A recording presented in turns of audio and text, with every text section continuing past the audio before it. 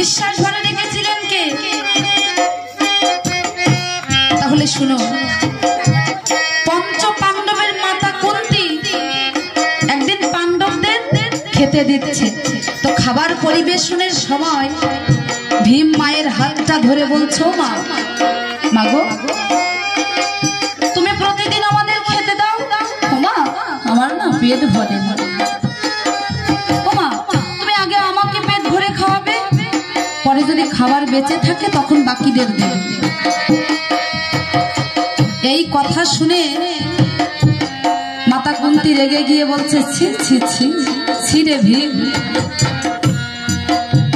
তুই কি সারা জীবন খাবো খাবো করেই যাবি বাবা?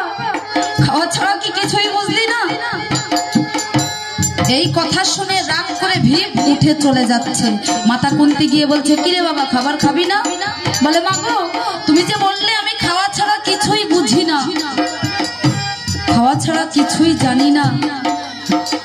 আচ্ছা বেশ, তুমি এই মুহূর্তে আমার কাছে যা চাইবে আমি প্রতিজ্ঞা করছি আমি এক্ষুনি তোমাকে তাই এনে দেবো। বলো মা তোমার কি চাই? বলো মা তোমার কি চাই?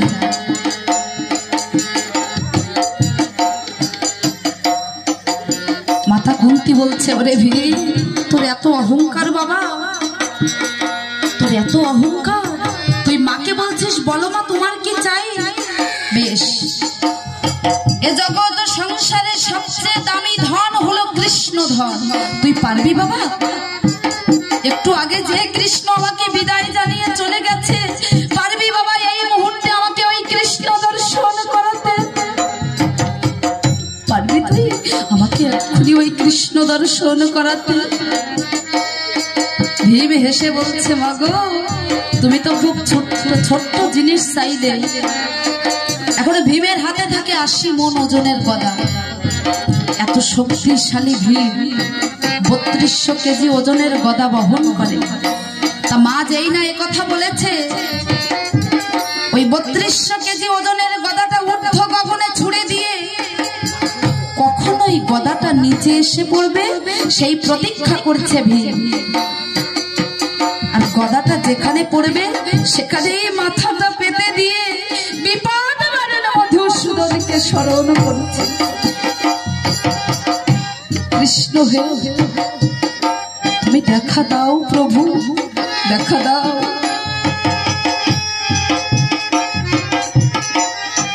এই না ভক্তি ভরে ভগবানকে স্মরণ করলে ভগবান কৃষ্ণ তখন মাত্র দ্বারকায় পৌঁছে গেছে।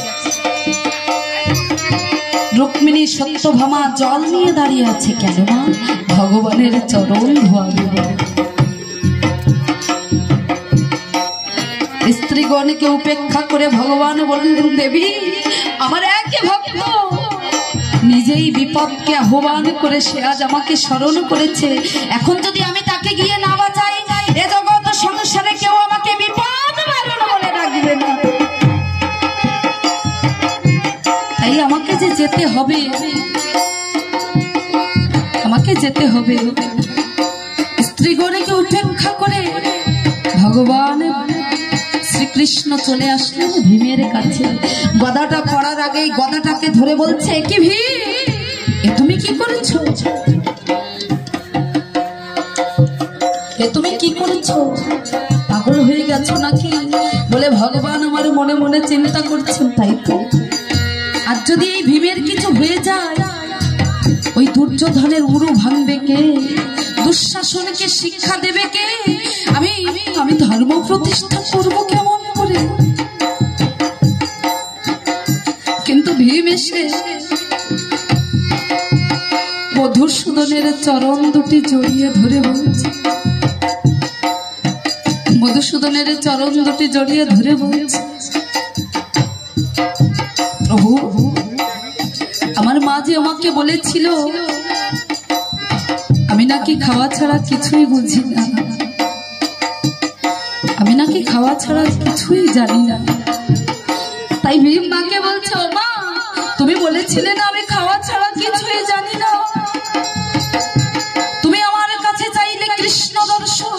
তাকিয়ে দেখো মা, তাকিয়ে দেখো আমি তোমার কৃষ্ণকে এনে দিয়েছি। এবার তুমি খুশি তো? এবার তুমি খুশি তো? তাই মাতা কুন্তি ভীমকে জড়িয়ে ধরে বলছে, ওরে বাবা, তুই আজ আমার ভুল ভেঙে দিলি, তুই এ জগৎকে শিখিয়ে দিলি, এ জগৎ সংসারে অনেক কিছু জানতে লাগে যদি কেউ আমার কৃষ্ণকে জানে। তাই মাগো, ভগবানকে ডাকতে হলে আমাদের স্বভাব কেমন থাকতে হবে? বদনে থাকবে হাসি, আর নয়নে থাকবে আমার গোবিন্দের জন্য দুফোঁটা নয়ন বাড়ি বাড়ি। ওরে ছলো ছলো নয়নে হাসি মাখা বদনে, ছলো ছলো নয়নে হাসি মাখা বদনে,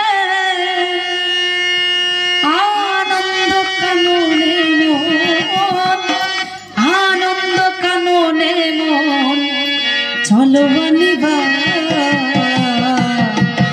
হরি বলো, হরি বলো বন্দেয়া, হরি বলো, হরি বলো মন রে আমার, হরি বলো, হরি বলো মন রে আমার। ছলো ছলো নয়নে হাসি মাখা বদনে, ছলো ছলো নয়নে হাসি মাখা বদনে,